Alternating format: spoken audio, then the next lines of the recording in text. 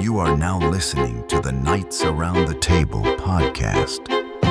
This episode is brought to you by AD20 Vision Center, where they help you remove the planks clouding your vision and gain true spiritual clarity. You remember Matthew 7, Jesus asked, "Why do you look at the speck in your brother's eye but fail to notice the plank in your own?"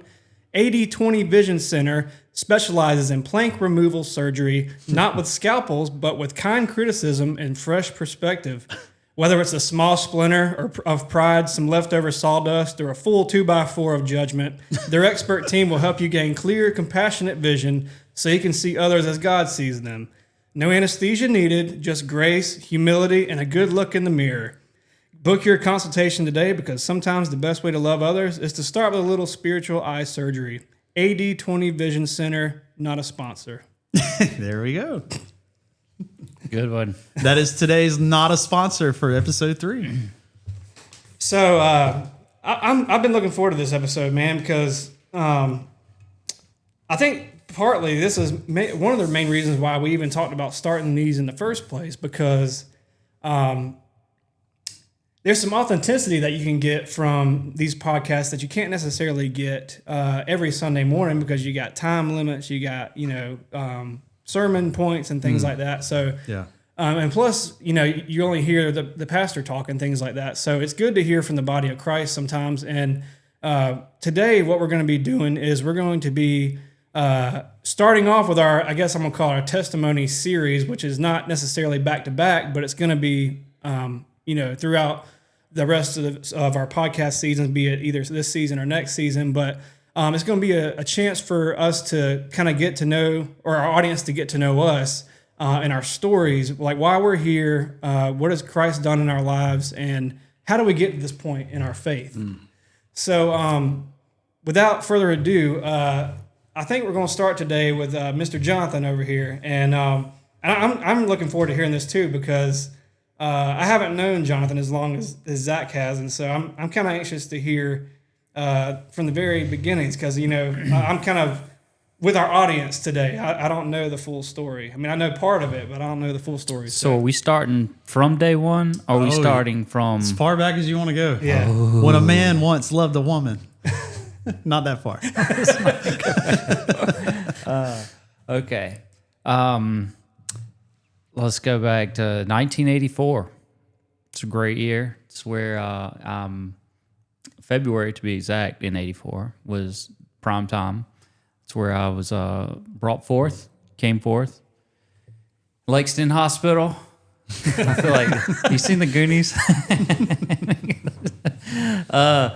Anyway, grew up, Christian family, Christian parents, Christian grandmother, grandfather, grandparents, aunts, uncles, cousins, everywhere. I could not get away from any sort of Christian example or, how would you say, lifestyle. No matter where I went. Neighbors, everything. Friends, neighbors, friends of my friends, everywhere I turned, could not get away from it. So all I've known from day one.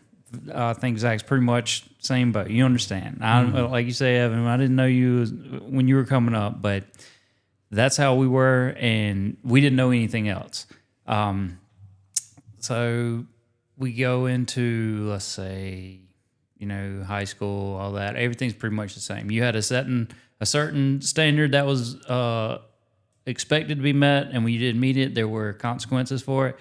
And a lot of people think that, we were sheltered or didn't have fun. The most amazing childhood that could possibly ever have been lived. So many things we did, and not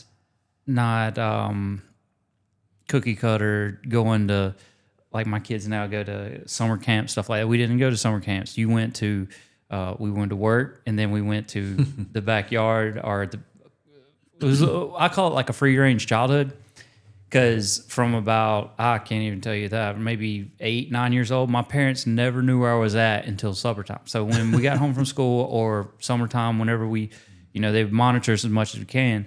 But as soon as you got bored or tired of being around this area, and you just kind of started roaming, and no one knew where you were at. No one really, I mean, they cared obviously, but it's just a different time. And then we're back at dinner time.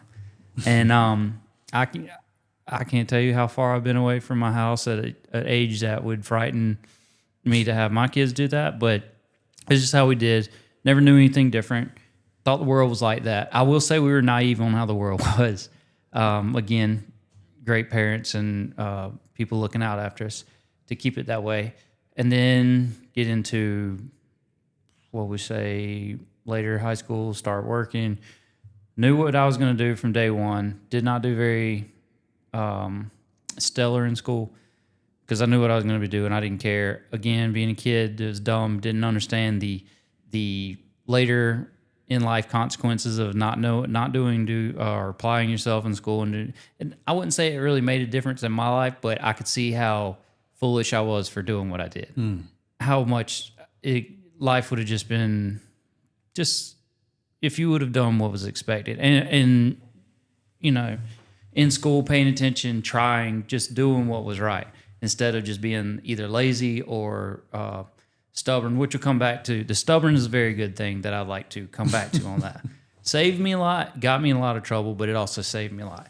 But so then going to work, I wouldn't say I was just floating through life, but I had a job working for my dad's company, moving up in that, just kind of helping him. I was a young kid, so I wasn't very trustworthy. You couldn't put a lot of stuff on me because I didn't care.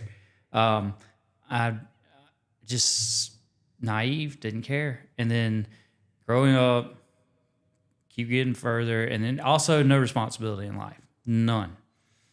And like y'all got married young, you had kids a lot younger than I did. Not a good. I mean, I would have done all right. I could have done it, but it would have had to been game-changing, life-altering moves and decisions for me to pull that off. So then, get older, meet my wife, grow up really. I wouldn't say grow up, but matured really fast. Start making better decisions as far as being more responsible and just taking things serious and being a man, growing up. I was later than most to the party, but, eventually growing up. So then where I guess my testimony would come in, where what everyone says is, or would look at it, would be my accident I had last year, about 4 or 5 days ago, a year ago, 4 or 5 days a year ago. And racing dirt bikes. Always raced dirt bikes, rode dirt bikes. I loved it. To this day, I love it. If I hadn't got hurt, I'd still be all the time. It was my love is a very strong word, but it was something that I absolutely enjoyed thoroughly. Greatest thing. There's no better enjoyment that I've had than just riding and racing my dirt bike. And I thought I was decent. I was nowhere near good enough to make a living, but I did make a little bit of money, so I can always have that in my checklist. But anyway, so in the amateur ranks, the largest race in the nation is called Loretta Lynn's. Every year I would try for it, never would even get close. I remember I tried when I was very young, and they had the classes like A, B, C, and D. D doesn't get to go, but A is pro, then B is intermediate, C is novice. Never made any of those. Then you get to age classes. So 25 and older, 30 and older, 40 and older, 45 and 50. So turn 25. Thought I was going to be amazing. No, not even like who, what? So couldn't make it there. Then turned 30. I thought, all right, now's my year. That was even worse. Then turned 40, and I was like, this is the year. It was almost a year. We were on the bubble. We were fighting for it. So you have to go through different qualifiers. And again, you have to understand this was like aside from having a family, of course, these are your biggest dreams in life. A family, kids, wife, and your actual job, goals that you set. But as far as like a person, like some people love playing golf or tennis or whatever, this was like a huge just bucket list item, goal, something that I would have loved to be able to say I'd done. So go to the qualifier, make it at the area to the regional, and go to the regional, and then at the regional you have to finish top 6, I believe, and I want to say there was like 45 people or something. Anyway, it was a good bit. First, and there's 3 races. The first race I got like 7th or 6th, something like that. I can't even remember now. But anyway, I was on the bubble, and I was actually got the whole shot. So I was leading the first moto for about a corner and a half till everybody, the top 3 for sure, were considerably faster. No shot at that. But the rest of them, I was like on the bubble.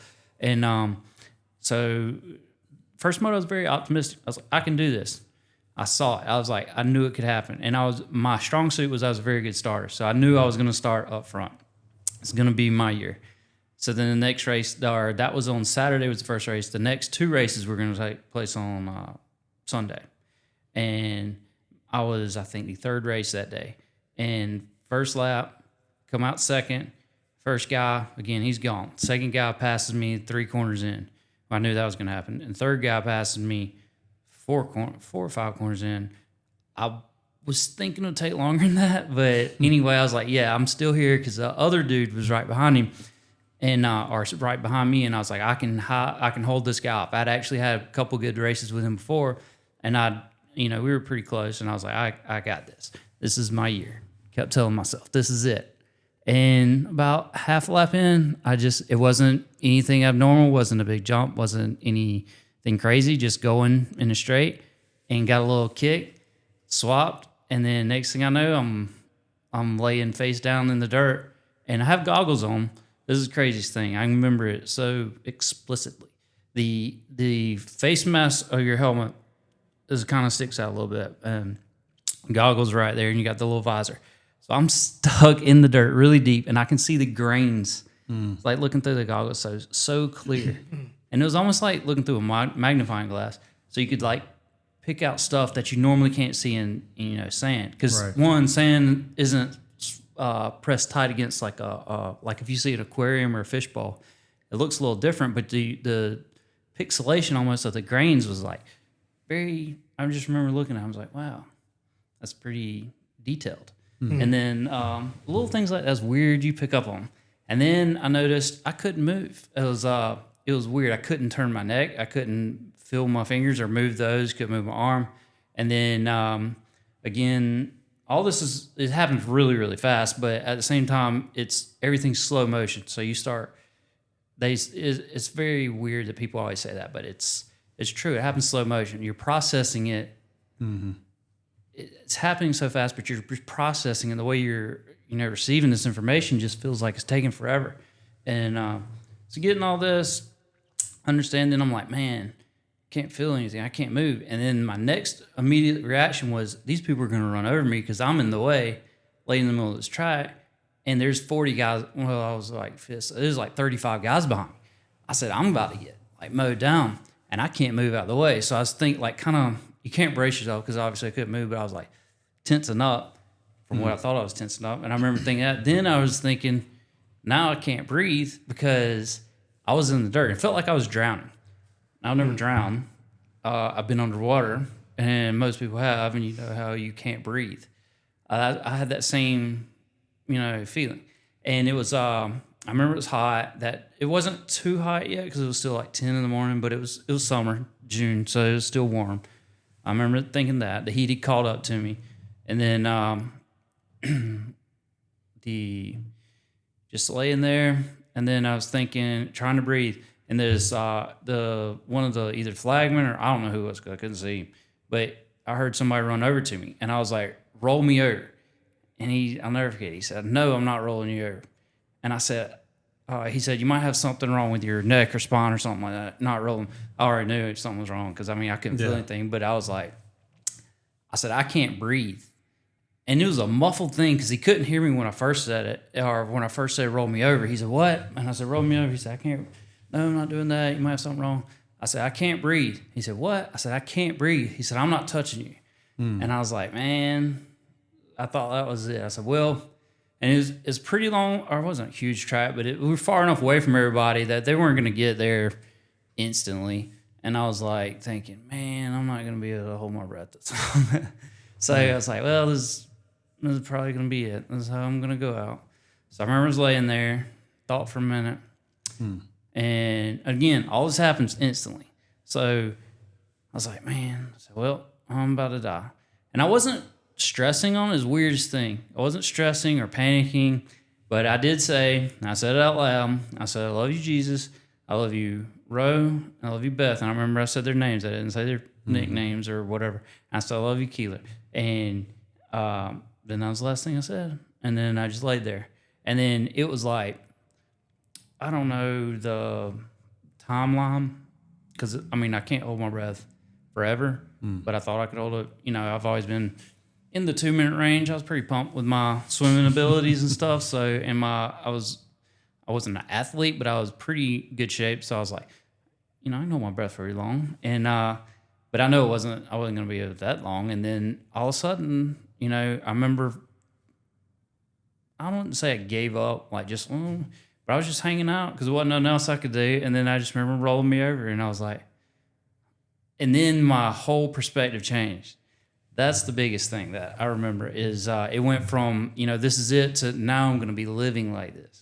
And because again, at this time, still couldn't feel, I mean, I could blink. And I do remember laying there and I was like trying to, I was trying to turn myself over with my neck because at that point, right before they turned me over, I do remember feeling like I could like move my neck a little bit.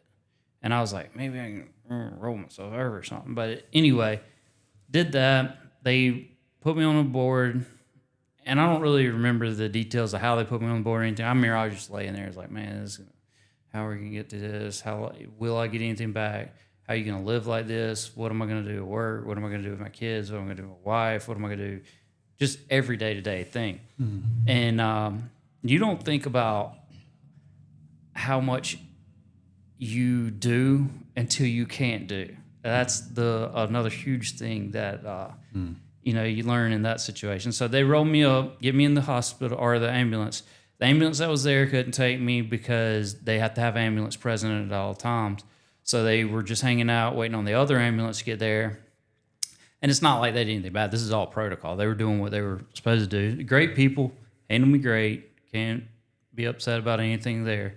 And then put me in the ambulance, took me to somewhere in Macon. I forget that hospital. But anyway, happened to be a trauma, level 1 trauma in the middle of Macon. It was really weird because Macon's not like a huge, it's not Atlanta. It's not New York. So it's just weird that they'd have that. And it happened to be a huge, whatever happened to me specialized in that. So that was unique. I was like, wow. And then go in there. I won't tell you all the details when I got into the operating room or to the hospital, everything they do. But they do a lot of stuff to you. Went through everything. I wasn't freaking out or anything. I knew what had happened. I knew I was hurt. I didn't know how recovery was going to come. I didn't know anything else. I just knew where I was at that point and what was happening. And I was just trying not to, mainly I was trying not to freak anyone out who was with me. I had 2 good friends with me. They actually were racing too. They loaded up or didn't even load up their stuff. They just jumped in somebody else's car and followed the ambulance and just sat with me until Keeler could get there. And I was like a 3.5-hour drive. So they were there a long time. They didn't even question, didn't like anything. So I was thankful for them. And while they were there, they were also trying to like, you know, keep positive. Everything's going to be okay. You're going to be good doing all this. And again, I hear them saying this. I know what they're trying to do. But I know my position. I know what I'm feeling. I know what I'm not feeling. So I'm just like, I mean, I understand what's going on. I was like, well, it may not. We don't know. We'll see. And then we end up going through all that, getting the x-rays, the CAT scans, MRI, everything they could possibly do. And then basically told me I had some kind of, I don't even remember the details, but spinal trauma thing. And I had was it a fracture of the spine? one of the. It wasn't. No, it wasn't a fracture. It was a. It was a spinal cord something, but the neck was a herniated disc type thing, which I've had a herniated disc before, and I had two of them. And honestly, I was born with one. We didn't know this, but I was born with a one of my vertebrae that was fused in my neck. That was already fused, so I was already lacking one. And so currently now I have one left, and everything else is fused. I think you have 7, 6 are fused, so. It's good stuff. We're moving. I can't turn really fast or far, and I try to be careful with it. So just to keep that going, but it's like that. And then also what helped me a lot in this particular situation, aside from anything spiritual or the being taught or anything, was I have experienced a good build of pain and being hurt from this multiple times. A lot of wrecks that we don't always like to talk about, but I've been to the hospital multiple times, and every time I've been to the hospital, I've never once signed in or had to wait in the emergency room. Every time I've been straight to the back, and then it's so I know what this is like, and I also had I know how much pain my body can take before it kind of shuts down and you black out, because I've been there multiple times. And I've, like, when when you fall really hard, you knock the air out of you. A lot of people panic because they can't, like my kids, worst. They can't breathe or whatever, so they just start panicking. You can see it in their face, and nothing's coming in or out. Yeah. Well, that's happened to me so much now that I know 2 things are going to happen. 1, you're either going to get your air back and you're going to be fine, or 2, you're going to pass out and then your body will naturally get your air back and you'll be fine. You'll either be awake for it or you won't, but it's going to happen. So I don't worry about it. I'm just sitting there waiting on one of the 2 to happen. And I remember that happened before. So all this has made me keep calm in these moments like this. Just accepting it and waiting on your body, because your body is really resilient and amazing what it will do. So you just know, just wait and let your body do what it's going to do and work it out. So that's kind of what I'm also thinking going through here. And then Keeler gets there to the hospital, and it's it kind of sets in then that things are going to be different. We don't know how different. We don't know what level of living we're going to have, or what type of quality of life. I don't know if you want to say it like that, but we don't know. And it's kind of setting in. So I still can't do anything. I'm laying there like this, can't lift my arms up. I think I can do my shoulders like this at this point, maybe. But I know I can't do anything. And it was like that for 3 weeks in the hospital. I couldn't, all I could do was sit like this. Couldn't move my fingers. I think Zach came to see me.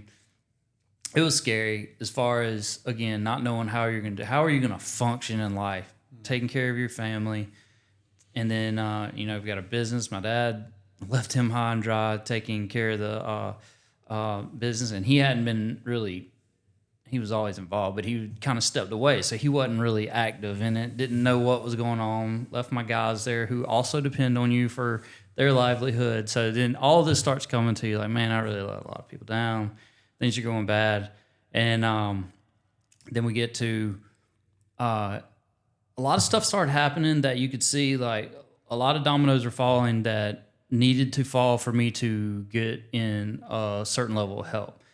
So the Shepherd Center, amazing facility, world-renowned, whatever it is, great place.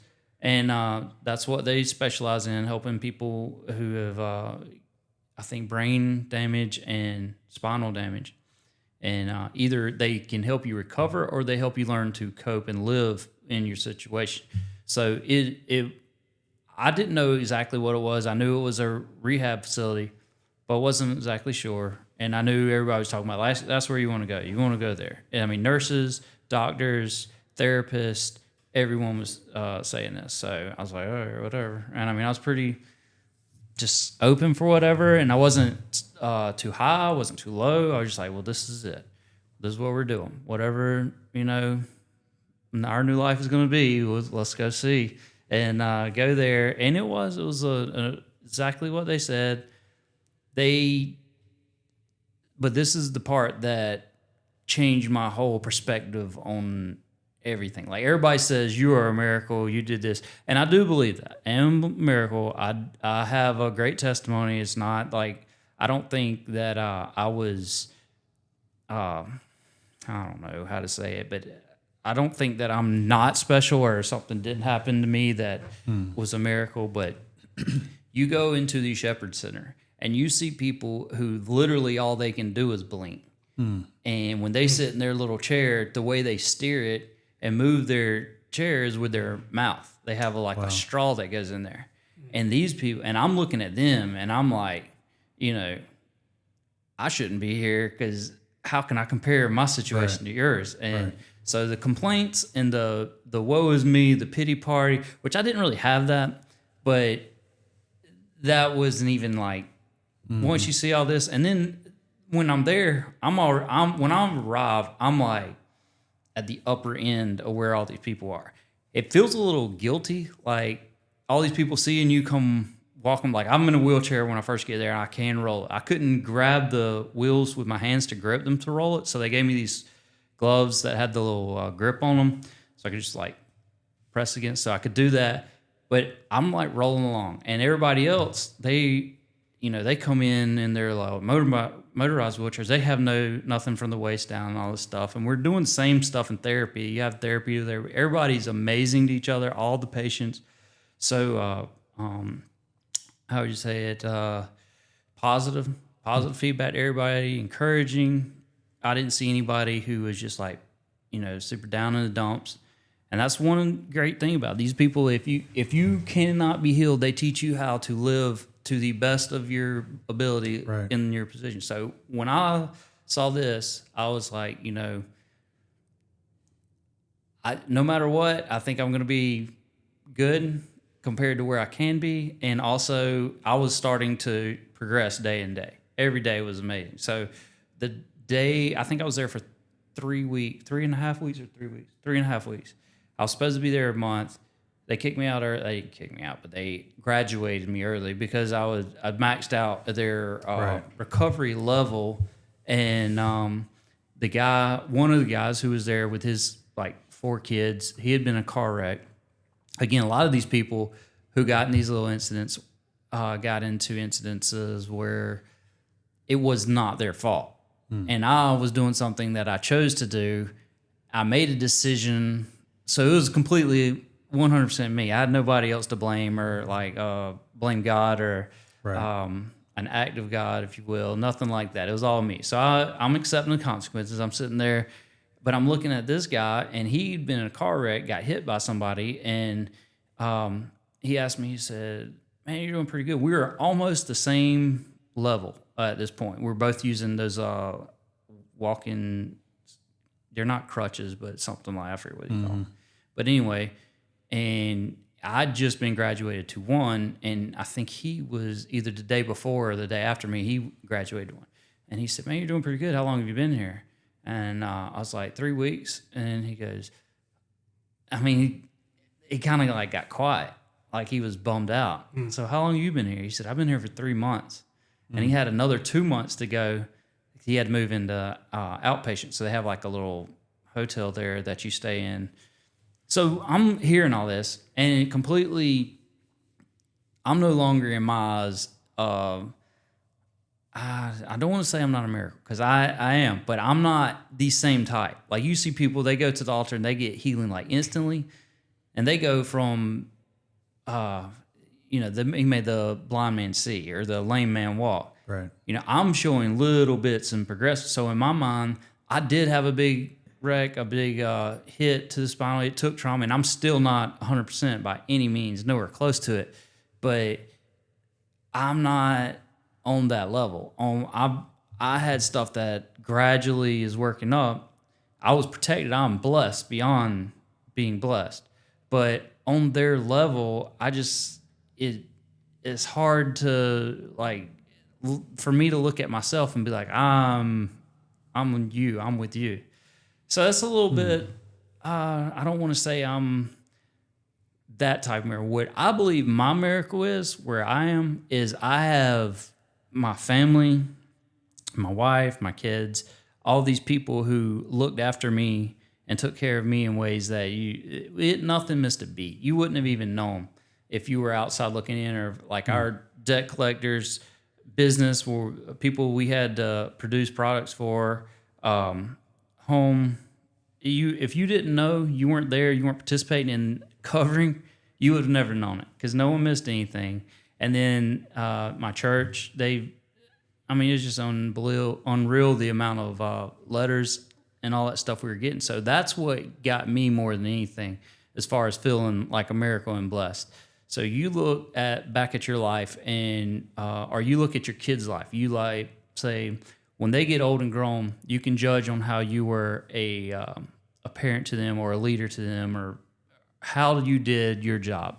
So I look back at my parents, and they're 100% can't be that. And then you look at our pastor, you look at my cousins, the church in general. Nothing about that is nothing short of a plus 100. You can't possibly get any better. That to me is the biggest miracle or testimony you could possibly have in this world. Not how you were fixed, or how you were, maybe you could walk again, see again. Because honestly, after you leave this world, that doesn't matter anyway. But it matters on getting out of this world.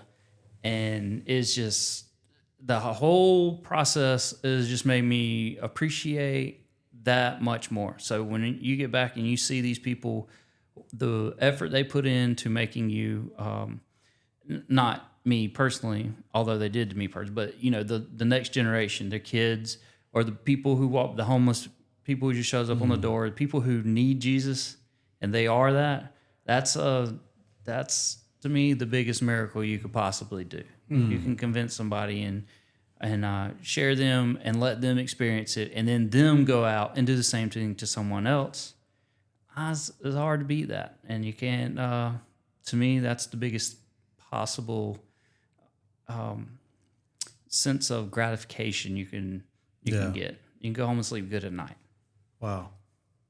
I remember this day very vividly, the day that you suffered your injury. I was preaching that particular Sunday morning, and your wreck happened, like you said, on a Sunday. It was a Sunday race, and it had to happen right before 10 or right at 10. I think it was like 10:04, 05. I remember it exactly, but yeah. Yeah, because we were in the middle. We just started our service. Keeler, your wife, was in the service with us. She wasn't with you on that particular day. And she got the word. Keeler's sitting here staring at me, so shake at me or throw something at me if I get something wrong. But from what I understand, one of your friends that were there, somebody got word to Keeler that there had been an accident. And I think very few details, because nobody really knew a lot at that point, other than it was a bad one. And I remember I happened to be standing just around off stage, so I wasn't on. The worship was going on, and I believe Keeler came down and grabbed the first person, I think, and it was my sister, Dina, who is Evan's wife, and she ran up on stage, and it was obviously very unlike Keeler. We're, like I say, if you can imagine this, we're in the middle of the church service in the worship portion, the choir, the musicians, everybody's praying, and Keeler comes flying down the aisle and just runs up on stage and grabs like the first person, and it's Dina. And they, on the live stream, I had no idea none of this went down. We saw it on the live stream, of course, but we were like on maybe the last song of worship. After they quickly did their thing, Keeler rushed out, and Dina, I stepped up to preach, and Dina whispered in my ear, because we all knew that you were racing. And I said, Jonathan's been in a wreck. It's not good. And we stopped. I don't know where you were in the process, but we stopped right where we were, and we prayed, like as a church. We stopped the whole service, and we're like, we don't know what's going on, but we need to pray. Jonathan, for our listeners, at this time and still is currently serving on our church board. He's in a leadership position. And we were getting some pretty heavy hits to our church leadership. I mean, at the time, there was like enemy attack, boom, boom, boom. And it was just like every time you turn around, it was like somebody's going down, somebody's getting hit. And this is one of our key leaders in the church that's now, all we know, fighting for his life out there. And so we pray. We don't know what we're praying. We don't even know what we're supposed to be praying about. We pray. And I think it was. But you remember what you taught about that Sunday, right? I do. I do not. You don't remember? No, you remember? Yeah, oh yeah. Because it's all such a God thing. Because there's a couple of things that I wanted to bring up about your story in a little bit. But since you're talking about the church service in particular, I want to kind of touch on that. So, it was just the goodness of God in that moment. Because after we prayed, I remember we prayed for a good solid 15, 20 minutes. Yeah, it was a really deep interceding prayer. Right. And you couldn't have orchestrated any better. You preached on the lame man picking up his mat and walking that Sunday.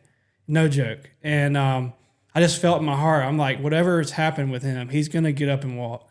I believe it. And I think the whole church believed it. Oh, yeah. But you couldn't have wrote a better movie about that. Yeah.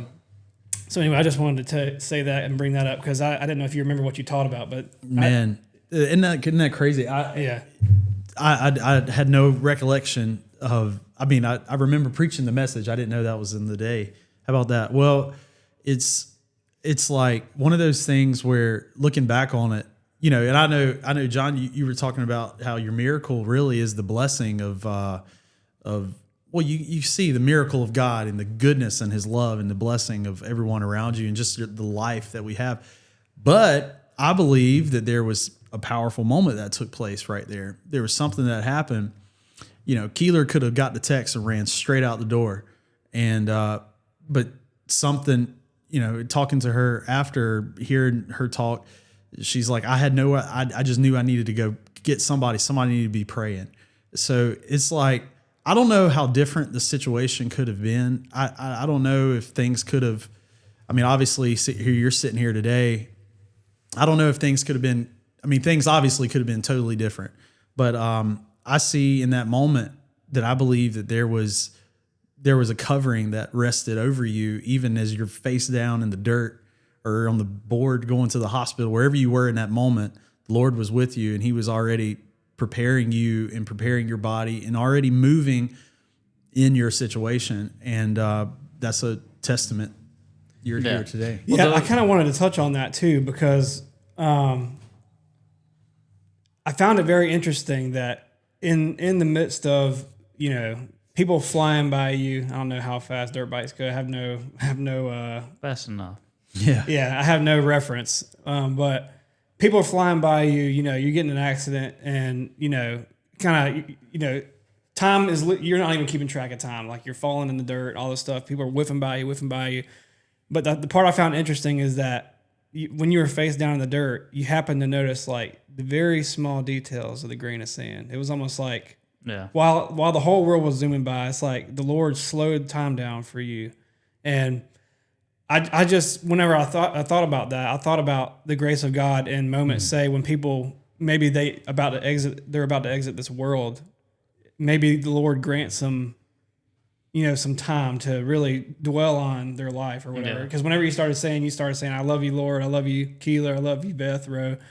I just thought, man, how good of God just to even have that moment in the dirt where it was the ultimate peace. So I wouldn't say peace as in I was like, celebrating it, but because no one's excited about, especially I wouldn't say I'm in the prime of my life, but 40 years old, I don't feel like I'm quite at the end yet. And middle age there, you're not ready to go. So I'm at the time I was great physical ability and shape, fleet footed as a gazelle, and then so when you feel like you're about to go, and you're not ready, you kind of cling for that little bit of life or more life. Yeah. And I didn't really have that, mainly because I didn't feel like I had the ability to fight for it at the time. Right. Literally, I could not move anything to get above the air or get above the ground for air. So I thought that was it, but I had the most peace in the world. I wouldn't say I've never, I'm a pretty peaceful person, I feel like, but I've never, in that particular setting, I was like, the peace is just, is a calm peace.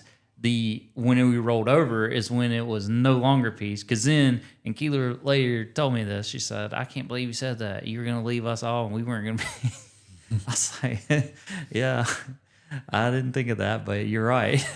You would not be feeling peace anymore. But anyway, the other thing that was, it kind of is weird for me to put into words and explain. I'll try. But the healing and asking for healing.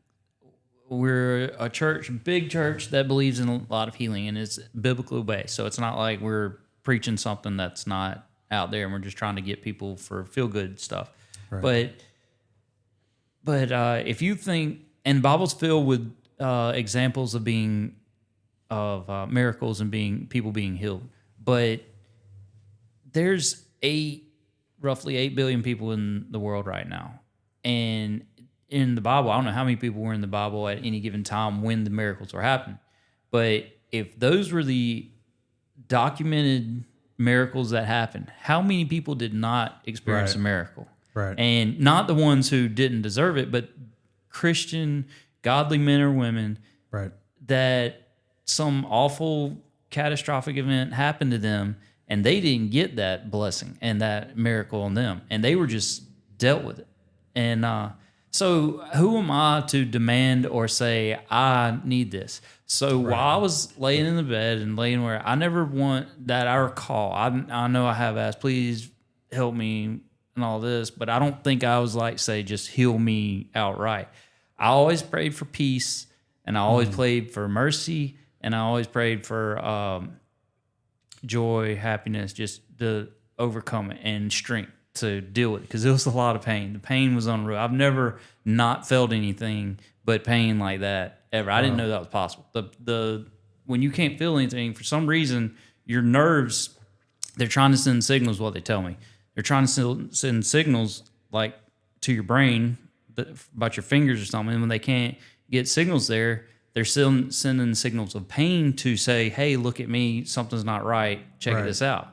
Well, your brain's not registering that I'm getting these messages, so it just like ups the thing and then keeps sending nonstop. So it was just sheer misery. And for some reason, they told me, now I don't know if I'm being accurate here, but I'll tell you what they told me for what I understood is pain medicine doesn't work because for some reason, it is a different type of medicine they have to use because like morphine or the typical stuff that douses pain does not work. From my experience, it didn't work. And they had to use some other stuff. And it tells your nerves that, hey, yeah, that's good. It's okay. Don't worry about it. But it's still, the pain was just, it was sheer misery. And it wasn't like cut your arm off pain. It was like this weird pain that just enough to be miserable, but not enough to like start crying and ball up into a ball and just endless. No position or whatever. So it was just sheer misery. And it was like that for about 3 weeks. But I just, the whole time, just please, peace and strength, and strength. I remember my mom staying with me one night, and that was the worst night I had. And she'd been up, she'd miserably tired. She couldn't hardly hold her head up or keep her eyes open. And all I could do is like sit up in the bed like this. And it's the only position I could just like tolerate. Some sense of relief. Yeah, and it didn't have relief. It was just the only position I could tolerate. Mm-hmm. And I remember I was just sitting there and her waking up and looking at me. I looked over at her and then looked back down. There's nothing she could do. She was just sitting there, and Keeler gone back home because she'd been up for like, I think 4 or 5 days, might be a week. And so she had to go home and do some stuff and take care of the kids. So it was just, that was the lowest of the low right there. But I remember that's something that's always stuck out of me. Why do I deserve a miracle? And there's plenty of, biblical scripture and all this that, about why you do, or you can get a miracle, or you can ask for one. But it just was like, if if I am going through this, he'll be with me, he'll help me, and just give me peace and strength. And if you want to give me a miracle, give me a miracle. And I do believe I am, because when y'all were doing that, I definitely felt, as they put me in the hospital, or not the hospital, but the ambulance, the first ambulance, I did immediately, because I remember when they did that, I wiggled my toe at my buddy. Cody was down there, and I remember I wiggled my foot at him.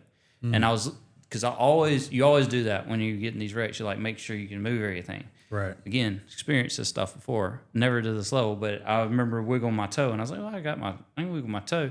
Now, when I wiggled my toe, it wasn't like I was, tap dancing. It was just like I could do like this. Right. So I remember thinking, well, I can do that. I'll be all right. Or I didn't even think I'd be all right. I was just like, well, I can wiggle my toe. We got that going for us. And that was about the time y'all would have started praying, because Cody called right at that time. Right. And because I remember hearing him on the phone outside the ambulance. So that's all these timelines y'all are telling me about start clicking. And I'm like, well, you can't deny all this stuff right. Going, adding up and the timeline falling into place. But it's weird with the asking the miracle or the come get healing type in that situation. Because another thing I keep going back to it is the I kind of brought it upon myself doing it. So if he was wanting to give me a healing, I was more than willing to accept it. But I just didn't know that I was, again, at 8 billion people in the world, there's people out there, even as bad as I was hurting, as bad as the situation, there were people who could probably and deserved his healing a lot more than I did. And it felt almost selfish to ask for it over that, or like I deserve it because, and I didn't want to just be somebody who comes, crawling to him or running to him when I was at my absolute worst. Right.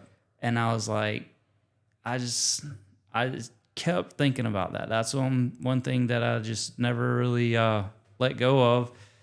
I'm not saying I'm right or great or that was the thing to even do, but that's just the way I looked at it the whole time and kept like being in my mind. That's pretty amazing that like humility in that situation was kind of, it was like a selflessness that you were experiencing. But going back to the peace that you felt, I feel like that piece of you face down in the dirt thinking this could be it, and that peace being there is a testament to the internal peace that you have. It might not be the same for someone that's carrying regret or carrying unforgiveness or carrying something. Not saying that you were perfect in that moment. I'm just saying there's something to be said about a soul that's secure. And there is a peace that passes all understanding. The Bible says that. And it carried over throughout your process and throughout your healing. But I do believe that that in your miracle that you were talking about, I think sometimes we pray for things in a selfish way, as you mentioned. We need God, you to fix this immediate issue. But what we see is, or what we understand about God is that he sees more than just our situation. He sees our future. He sees our trajectory. He sees our family. He sees all the lives that, that our paths will cross in the future. So who's to say if you would have been fully healed, you'd even be sitting right here, right now. You could be back on a dirt bike. Yeah. And nothing wrong with riding dirt bikes. I'm just saying, I believe that journey that you walk down, what the enemy used to try to destroy you, God used for his glory and his good. And I believe the miracle and part of the healing, sometimes I believe he lets us carry a crutch as a testimony. But at the end of the day, maybe he will use that moment to alter the trajectory of our life that in another way, a healing and being completely restored maybe would not do. So I guess what I'm trying to say is, for any of our listeners and even ourselves, when we're going through things, if we don't feel like the answers are coming in the way we should, it's not that God is failing. It's not that he's not working. He is. And maybe he's working on something bigger than just our situation.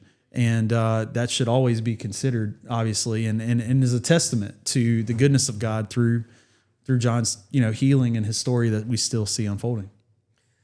Yeah, and another thing that you pointed out is from the very beginning, you said that your family has the deep heritage in the faith. And I don't think it's by chance that, in that moment, like your first thought's not like, oh man, what have I got myself into? Like, what have I done? Like, you talking about regret, but your first instinct was to say like, I love you, Lord. Like that's your very first thing that you did. And that's all because the foundation you grew up in, the family heritage that they had in the faith, and how you grew up, how they impressed that on you. So, I mean, that's something that not a lot of people can say that they have, is that continuation, family line of faith from generation to generation. So that's something very unique and good. Well, the Bible even says the sins of a father will be passed upon to the third and fourth generation, but the blessings will last for thousands. Yeah. So that's what I kept thinking too. I said, I don't know where I'm at in there, but I know I'm in the thousands somewhere, because everything we had, I mean, wife praying, and she worked overtime, making calls, doing everything, doing what she could humanly, but then also spiritually seeking guidance and peace and wisdom and help. Also, every aspect you can go down, they explored and pushed for. But like I said, we got into Shepherd Center, which they don't accept, or they said it's not impossible to get in. It wasn't like, some great lottery we won, but it wasn't just a sure thing you would get in. You had to qualify for it, be in a certain position, and then they had to have a room available, and all the dominoes just fell perfectly for us to get everything we need. We happened to be, my uncle even told me this. He came to see me. He said, God knows you love to ride dirt bikes and race. And he said he knew you were going to be hurt. So guess where he made you get hurt at? Right by the level 1 trauma center. I mean, we were literally about, I think, 10 minutes from it. So the greatest doctors there, right around that area, that handled everything perfectly. And then the Shepherd Center was like an hour and a half, 2 hours from there. Direct, drive from there, covered everything. I mean, everything that could have gone wrong went wrong. But everything to go right and going wrong went right. And it was crazy how all that worked. So God's involved. And like you said, you go through trying times, you go through tough stuff, but he's got a plan and he takes care of his plan is going to come to fruition. It'll happen if you allow it to. Right. And if you just keep plugging away and trusting him. So that was a trying time, but it was also, it was learning time. And it was evidence. So it was another thing you go through and you say it's a learning time. It's not learning if you don't actually learn. But if you see it and you actually experience it and it does do what you've been taught, you're like, all right, I understand now. And it doesn't get any easier on the next time, because you're going to go through another one. It might not be as extreme, but there'll be another trying time, and it'll be just as hard. It'll be just as uncomfortable, but you have that experience to draw back on. So when you want to throw in the towel or get mad at God and go your own way, or leave the church, whatever, you can go back on that experience and be like, well, this did happen. Just hold your nose. Yeah. Do what you need to do and push through, persevere. That's a hard lesson to learn, but again, when you finish it, you come out a better person. Yeah. Go ahead. I was going to say, obviously, we Jonathan, for all the listeners, Jonathan and me are related. We share family ties. We're cousins, but he's older than me, and we grew up. But I grew up with him and looking up to him and watching him ride. Well, this is what I wanted to ask you, Jonathan, to get your perspective, and maybe your answer is still developing as your story does. But obviously, I mean, I used to see you as like you were born. When you were born, it was on the back of a dirt bike or a motorcycle. Like there was anything on two wheels, it was like you could do. You could wheelie. You could do, I mean, the biggest and the hardest and go the fastest. You were the standard. And that, in a lot of ways, was some would say, your identity. Like, you were the dirt bike guy. You were a racer. That's who you were. And then suddenly that is taken away. And in my time as youth minister and youth pastor here at the church, and in my years before I became executive pastor, there was so many teenagers that we'd see that were in love sometimes with somebody or something. And if that relationship ended or that thing ended, they felt like they lost their identity. They felt like their life wasn't worth living anymore. They felt they really struggled with some deep depression over that. And I wanted to ask you, growing up with you on the back of a dirt bike, with you doing that was what you did, who you were. That was, in a way, a sense of your identity. And when it's taken away, how did you cope with that? How are you coping with that? And is that a testament to maybe that wasn't your identity? Maybe that was just something you did, and that your identity is rooted in maybe something so much deeper. How are you handling that? You are who you are, is how I feel. And I haven't changed. I'm not any miserable or upset. Now, I miss it. I loved it. I still love it. I watch all the races come on anytime I can go. I've been hung out with my buddies while they're riding, and just sit out there, and it's used to be me. And I love it. If I hadn't have gotten hurt, you're right, I'd still be riding all the time. And I don't want to say if I was healed miraculously tomorrow, I think that's over. So it does hurt. What helps out a little bit in my particular situation is I am 40. So at some point it's going to end. And I told my buddies this, it might have been a year ago. I said, one day will be the last time we ride.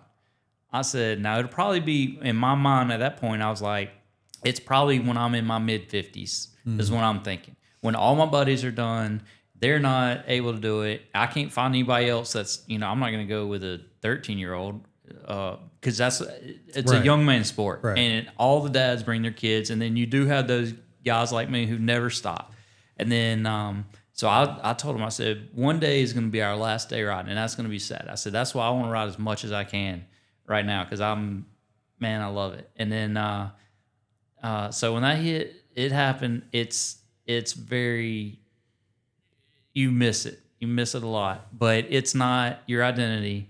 There are other things you got to do. I've not been, sitting idle. There's plenty of stuff to do out there as far as, work and being a father and a husband and, having a business is more than enough to keep you occupied. Being a board member on the church, and then Miss Rhonda works you overtime. So she'll keep you busy if you got any spare time, but it's not like idleness is the devil's workshop. Yeah. And there's plenty of stuff to not be idle about. So I wouldn't say that, but I will say you do miss it. It is not a hole in your heart, but it's something you do enjoy, and you like seeing them. When you see people, especially because out of all of my friends, we were all pretty equal in speed wise, but there are days when I could be the fastest or another guy could be the fastest, and there are days when you look out there and the track just looks perfect and the weather's great, and you see the stuff, and you're like, man, I could beat all them people. Or you see somebody who used to always beat, and he's out there, and you're like, man, I know I'm faster than that guy. Right. And so there's stuff like that. But no, it's not your identity. Right. It's not, I don't sulk. I'm not miserable like you say those people. Now, that is something that happens, especially being young. You don't have experience to draw back on, and young people like that will see the world is ending, because that is their world.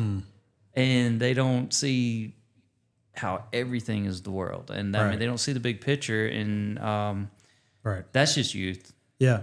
Oh, for sure. And I think it's what we told our youth and what we preached and what we believe is obviously that was something that you enjoyed and something that you did, but your identity is so much more than that. And that was what we tried, explain. Your identity is found in the Lord, and you're a dad, you're, who he's called you to be. That's your identity. He didn't just put you here to race dirt bikes. He has a bigger calling on your life. On that, with that being said, you think about all the people. I mean, you've influenced me in my life, but all those friend groups that and people that you come in contact with, that a pastor, that somebody would never be able to have that relationship with. I mean, you were right there in the middle of it with them, and your testimony. This goes for any listener, anyone. You don't have to be preaching to make a difference and an impact in somebody's life. What you went through and the display that you are still showing preaches to every single person that knows you. And I think that that God can use this and use your experience to touch even those lives and to draw them closer. So it's not for nothing. He brought you down this road, not that he could just strip it all away. I believe he brought friendships and people into your path that through this, that he has opened up a door for your life to speak into in a way that no pastor can. Yeah. Yeah. And it kind of brings full circle. I mentioned your sermon earlier about the lame man, and just, by God's grace, being able to talk about that the same day Jonathan got in an accident. But I remember there was another time that you preached that about the same story, but your emphasis was on the mat. And I'm sure you remember what I'm going for here. But for his entire life, that mat was his identity. Yeah. And effectively, whenever Jesus heals him, he doesn't just say, get up and walk and start, walking around and running around.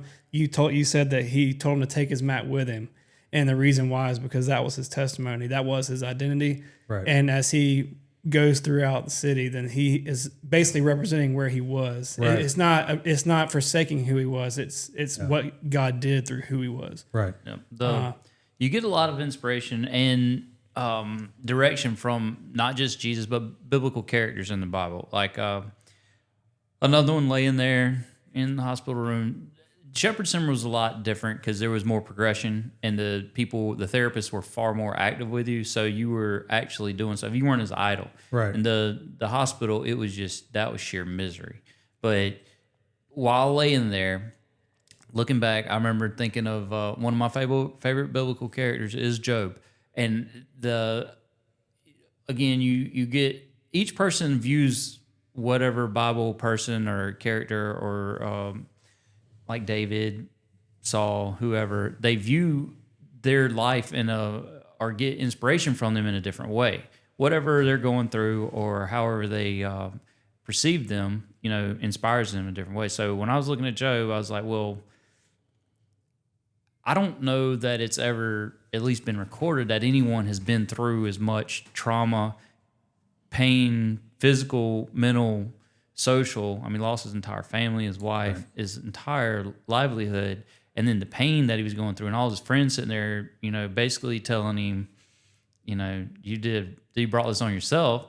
And I was like, and he never, once turned his back on God. I was like, if Job can do it, I can do it. There you go. If Job can deal with this pain that had to be far worse than mine, then I can deal with my little bit of pain.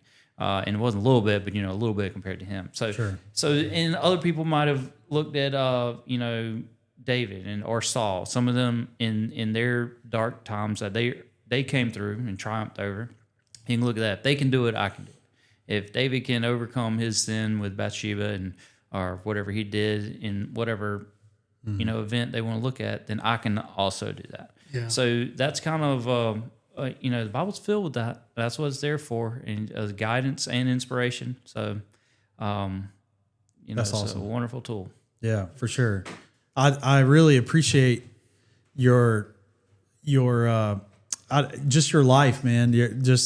Really appreciate how you've been open and allowing God, even through this, to work through you. And I really appreciate you and your story and being willing to share that, because I think a lot of listeners. All of us go through stuff. And I think, there's something to be said when you see somebody that hits a point where that is a life-altering moment, devastation, and how God still used that moment to do incredible things. And that's so encouraging to me in my walk. For sure. Yep. And it's crazy that I keep thinking about this too, that the thing that took me out and got me was not even close to being what should have taken me out. If I look back over my life, this has come back with the blessings of your father will go way beyond, your third and fourth generation. I cannot, the little saying that your guardian angel, never fly faster than your guardian angel, or drive faster than your guardian angel can fly. I don't know who my guardian angel is, who Jesus sent. He was working overtime. Yeah, I was about to say that. I don't know who, but where I got hurt, what I was doing then, I have had so many way worse get-offs on dirt bikes, not just dirt bikes, I mean everything. I remember stupid stuff that we've done. When we had a lake house on one summer, we rented a lake house for the summer, and Kevin Boatwright, my brother-in-law, he came up with the bright idea. The dock was about 12 foot deep at the end of the dock. He came up with the bright idea, let's tie this center block to our leg and jump in the water. And the center block, the rope was about 2 foot deep or long after you tied it. And when you tied it to your ankle, it cinched down, so you couldn't untie it. So you had two options. Well, what was the train of thought there? There was none. Yeah. This is why I'm telling you. This is why I couldn't believe this is what happened. This is what did it. That's kind of what I'm sitting there. That's what hurt me. How I got hurt. This is how I go out in this little thing. But so when you sunk down to the bottom of this 12 foot deep water, mind you, a swimming pool's 8 foot deep, and most of them aren't even that anymore. So you could either swim to the top carrying this cinder block, which is really hard, and then as soon as you get to the top, then you had to swim over to the dock, and or you swim to the top, got a breath of air, let the rock or the block pull you back to the bottom, then you could untie it. Then you'd have to swim back to the top. So all this would take crazy amounts of air. And if you swim to the top and then tried to swim to the dock before going back down, you couldn't go to the bottom anymore because you'd be out of air. You took so much energy and air, just your breathing to make it to the dock. So you had to split second when you got to the top to decide either go back down or go to the dock. And then nobody was paying attention to you.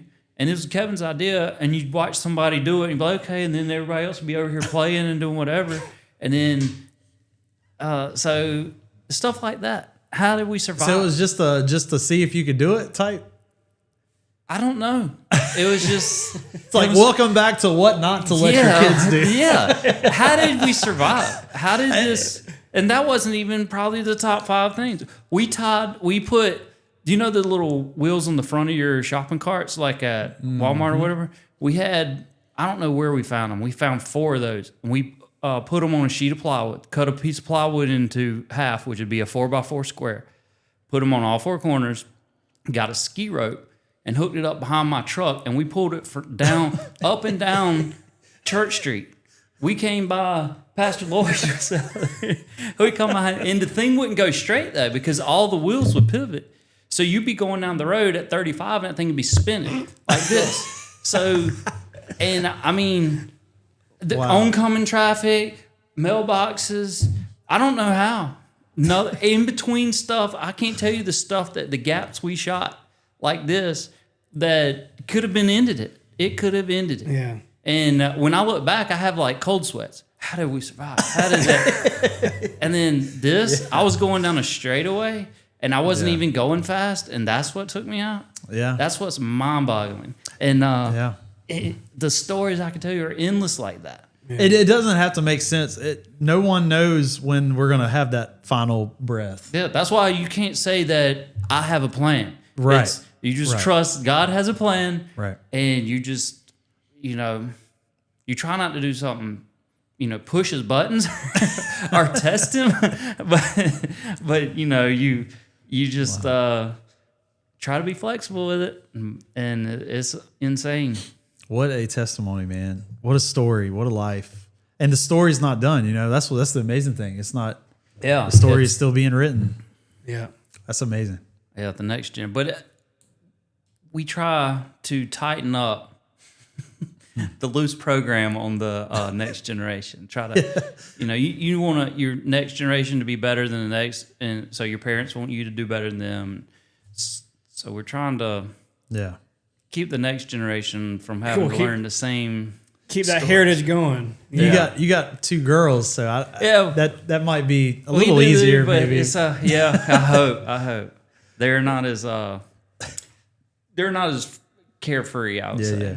But it's awesome seeing everything unfold and work, and just like you look back, that's a good story. Yeah, it is. Well, God is faithful, man, and each of us has a story that I'm sure that there's going to be members of our audience out there that resonate with the story. The story resonates with them, and it speaks to them.